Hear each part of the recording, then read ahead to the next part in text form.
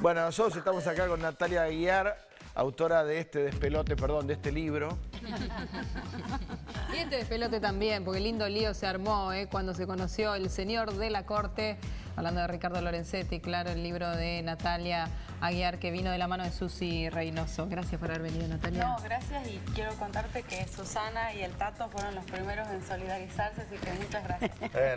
Sí, En privado, sí, ¿no? claro. Hubo mucho revuelo en principio porque el libro llegó a las librerías un jueves, el viernes misteriosamente lo retiraron, Ediciones B dijo que había sido un error de imprenta, no sé qué historia. De imprenta.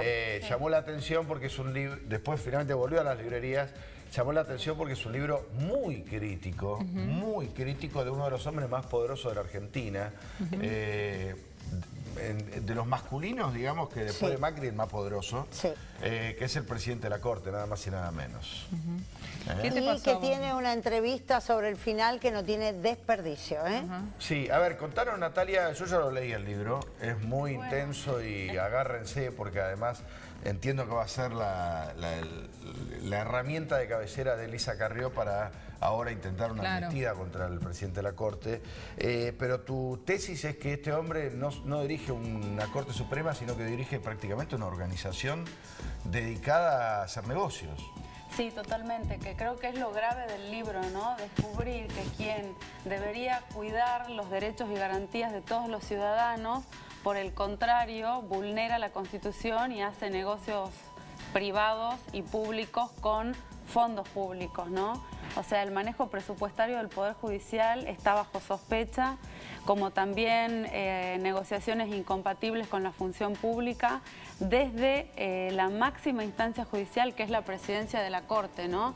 Eso es lo grave, y además el que lee el libro se da cuenta que yo no podría haber hecho ese trabajo sin el aval de funcionarios judiciales, que son los que me facilitan la mayor parte de la documentación, sobre todo de su función pública. Después sí hay una investigación de su vida privada y los negocios que surgieron desde la función pública, ¿no? A través de influencias, de supuesto abuso de poder, y desde ya que es el hombre más poderoso y temido de la Argentina. ¿Qué te pasó? Decía Susana, no tiene desperdicio, la entrevista del final.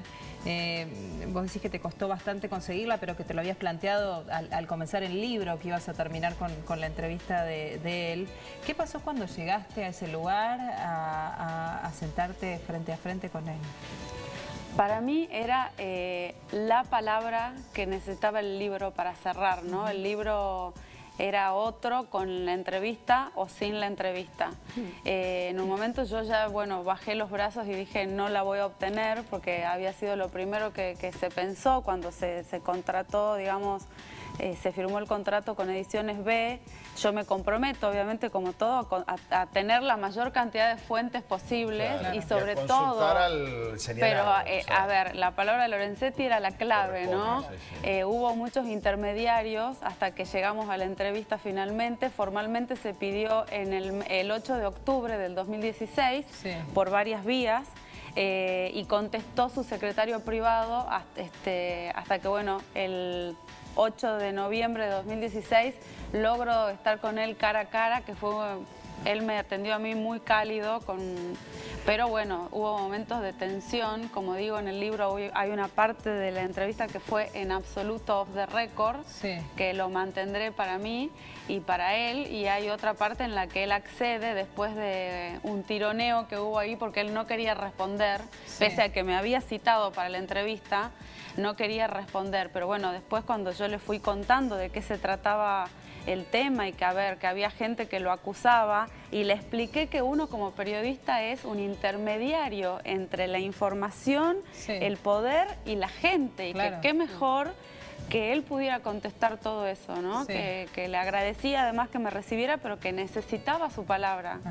Ahora, Natalia, Ediciones B dijo que había retirado los libros por problemas de impresión y que solucionado esto lo había devuelto a librerías. Yo pasé por 3 librerías, el libro no lo tienen. Y sé que hay periodistas que han querido comprarlo y bajo cuerda le dicen, sí, tengo un ejemplar a 2.000 pesos. por ejemplo. O sea, hay un mercado paralelo. Hay un mercado blue del señor de la corte. Terrible. Yo lo que pregunto es, ¿dónde está el libro hoy? ¿Dónde se puede comprar hoy? Porque si no está en las librerías que uno consulta, ¿dónde está? Bueno, me pasó a mí, que soy la autora del libro, no encontrarlo.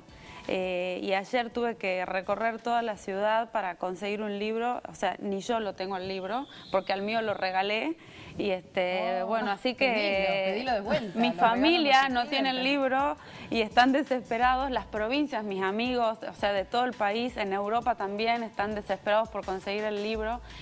No porque lo haya escrito yo es importante el libro, sino por el contenido y la documentación que tiene y porque demuestra, digamos, la vulneración y la situación de sensibilidad en la que estamos con las instituciones. A ver, vayamos a algo concreto, porque el libro vos denunciás, ayudame, 5 o 6, si quieren, negociados concretos que le atribuís a Lorenzetti. Contanos uno, para que el que está del otro lado tenga una idea de qué cosa se lo acusa a Lorenzetti. Contanos uno, no sé, si querés el de una contratación a amigos de él o a empresas vinculadas a él. Bueno, toda la parte de obras públicas que se hizo en general a través del Consejo de la Magistratura está vinculado a operadores de él, ¿no? Y son contrataciones millonarias.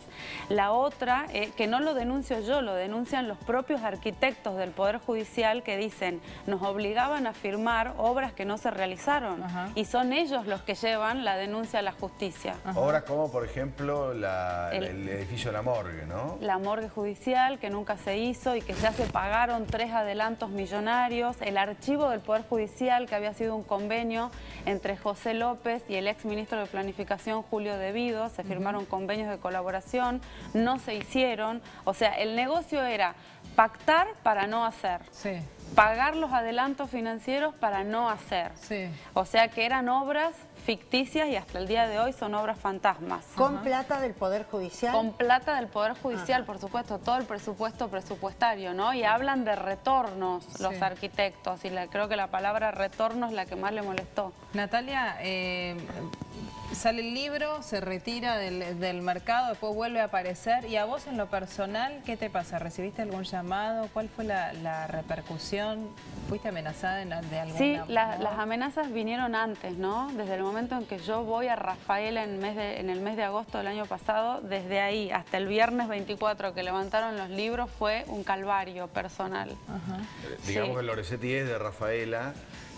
Y muchos de los operadores y la gente ligada a la que vos denunciás es de Rafaela también, claro. ¿no? Claro, la mayoría de sus supuestos socios o testaferros, porque algunos no quieren ser nombrados como testaferros, sino como socios, pero si sos presidente de la Corte no puedes tener negocios, no puedes ejercer el comercio, ni la actividad privada, pero bueno, hemos descubierto, digo hemos porque están los editores, abogados de la editorial y los que trabajaron conmigo, financieras, metalúrgicas, empresas de salud ligadas a nivel internacional y nacional, empresas de constructoras, inmobiliarias, una empresa Aguas y Procesos SRL, que es la empresa más grande de América Latina en los caños de aguas y ósmosis a nivel nacional, Latinoamérica e internacional, como también, bueno, todos los supuestos negociados vinculados a la salud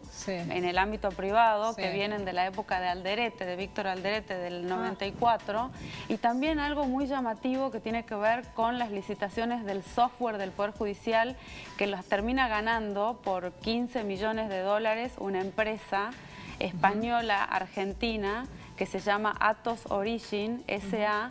Y el representante legal es nada más ni nada menos que Matías Meissner, vinculado, el hijo de Meissner, el que está vinculado a los negocios del fútbol. Exacto, exacto. Así que bueno, eso es también algo importante. Y el manejo de los fondos presupuestarios que lo denuncia Juan Carlos Cubría, la Corte reconoce 14 millones de pesos como excedentes. Sin embargo, Cubría dice que hay 12.000 millones de dólares de los cuales la Corte, o sea, el presidente de la Corte debería dar explicaciones de dónde están. ¿Qué te decían cuando te amenazaban? ¿Era por teléfono, por mail? ¿Cómo fueron esas amenazas? La primera amenaza que está en el libro es de un secretario letrado de la Corte, ¿no? Y ahí me pareció gravísimo.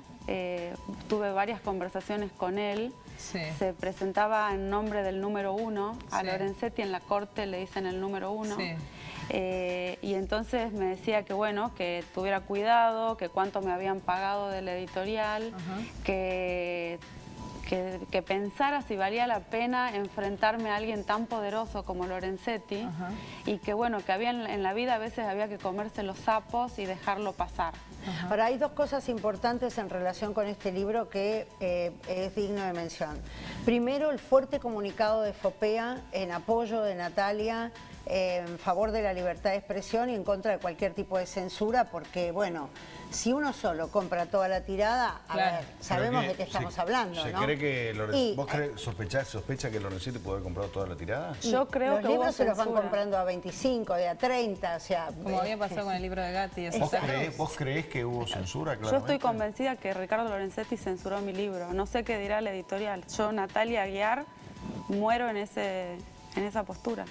Esto lo de FOPEA, que es muy importante, y la otra cuestión que es digna de mención también es que Carmen de Carlos, que escribió el prólogo de este libro, no está en el libro. La editorial retiró el prólogo de Carmen.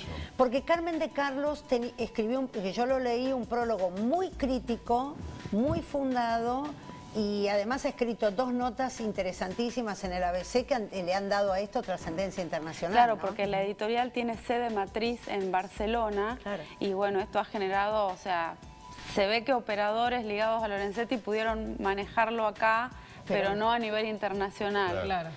Bueno, estén atentos a este libro. Se presenta Además, el 23 en el Club Francés. tengo entendido que Elisa Carrió lo leyó todo y que lo está analizando para un eventual pedido de juicio político contra el presidente de la Corte, así que esto va a dar mucho que hablar. 23 de marzo a las 7 de la tarde en el Club Francés, que queda en Rodríguez Peña, entre Quintana y Avenida Alvear.